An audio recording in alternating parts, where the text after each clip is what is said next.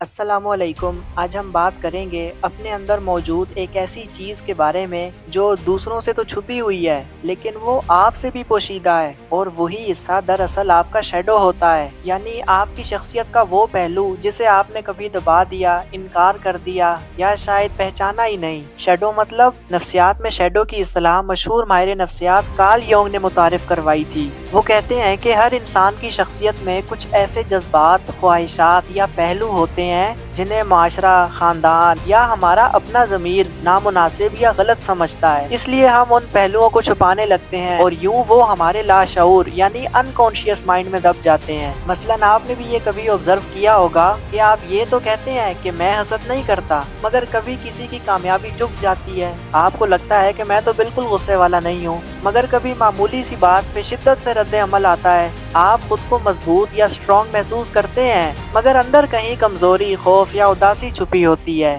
ये सब इसी बात के इशारे हैं कि आपका कोई हिस्सा इजहार चाहता है, यानी आपका शैडो बोलने की कोशिश कर रहा है, वो बाहर निकलना चाहता है। और ये शैडो बनता कैसे है? आपके लिए इस बात पर यकीन करना थोड़ा मुश्किल होगा, लेकिन ये शैडो एक फिजिकल चीज की तरह होता है जो किसी बात या वाक़े की वजह से हमारे अंदर दाखिल होता है। फॉर एग्जाम्पल, आपके किसी बहुत अजीज शख्स ने आपसे कोई तकलीफ दे बात कह दी कि मैं तुम्हारी शक्ल नहीं देखना चाहता। अब ये बात उसके मुंह से निकली और आपके लिए वो तकलीफ दे इसलिए बन गई क्योंकि वो आपका बहुत अजीज था, आपको उससे मोहब्बत थी। यूं समझे, अल्फाज का भी एक जिस्म होता है, ये शुआओं की तरह किसी के मुंह से निकलते हैं और कानों के जरिए हमारे अंदर चले जाते हैं। वक्त गुजर जाता है, आप जिंदगी में आगे बढ़ जाते हैं और बहुत सी पॉजिटिव बातें सुन लेते हैं कि किसी की बात को दिल पे नहीं लेना चाहिए। आप मूव ऑन तो कर जाते हैं, आप और नई नई सेल्फ हेल्प बुक्स और पॉजिटिव बातें अपने अंदर जज्ब कर लेते हैं। क्या वो जो उसने एक बात बोली थी जिसकी वजह से आपको तकलीफ हुई थी, क्या आपने उसको कभी बाहर निकाला?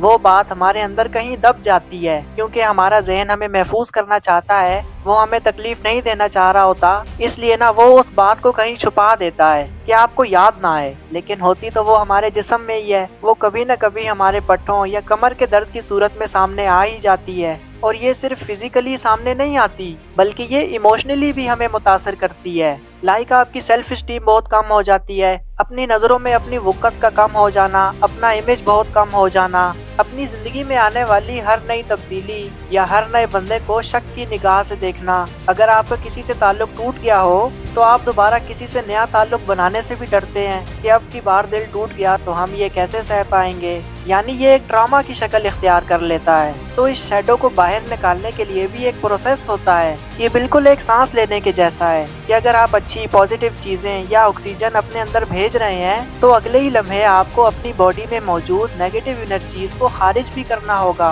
तभी जिंदगी सही मानों में बरकरार रह सकेगी।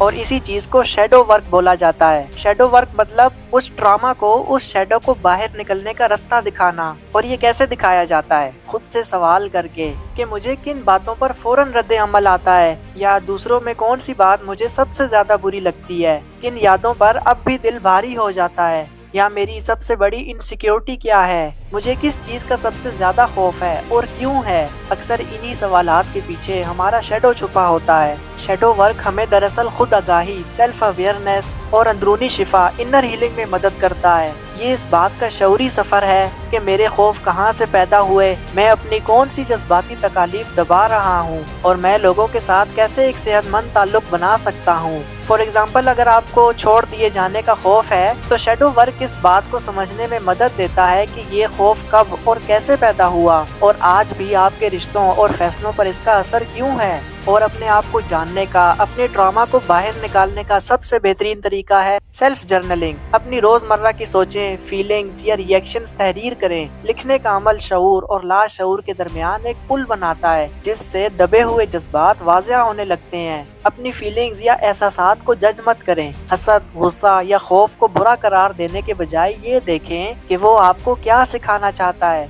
तो आपको इस बात का इदराक होगा कि हर जज्बे के पीछे एक पैगाम छुपा होता है। और ऐसा करना क्यों जरूरी है? जब हम अपने शैडो को दबाए रखते हैं तो वो अंदर ही अंदर बेचैनी, गुस्से, खुद तनकीदी या ताल्लुकात में तनाव की शक्ल में जाहिर होता है। लेकिन जब हम अपने शैडो को समझने और कबूल करने लगते हैं तो हम खुद के करीब आ जाते हैं, हम दूसरों के लिए ज्यादा हमदर्द बन जाते हैं। और सबसे अहम अंदरूनी तवाज़ुन और सुकून महसूस करने लगते हैं। आपको पता है कि आपको पुरसुकून नींद क्यों नहीं आती? मतलब नींद तो आती है, लेकिन आप उठकर भी बेजारी और थकावट का ही शिकार रहते हैं। सोते भी हैं तो ख्वाब में आपको तरह तरह की उलझनें परेशान करके रखती हैं। ऐसा क्यों होता है? ऐसा इसी वजह से होता है कि आपके अंदर का शैडो आपको पुकार रहा है, बाहर निकलना चाहता है। वो आपको सिग्नल देता है कि मुझे प्रोसेस करो, मुझे बाहर का रास्ता दिखाओ। और जब आप अपने आप को समझने लगते हैं, इस ड्रामा को बाहर निकालने में कामयाब हो जाते हैं, तब आपको समझ आती है कि लोगों का आपकी जिंदगी से जाना उतनी ही आम सी बात है जितना कि उनका आना।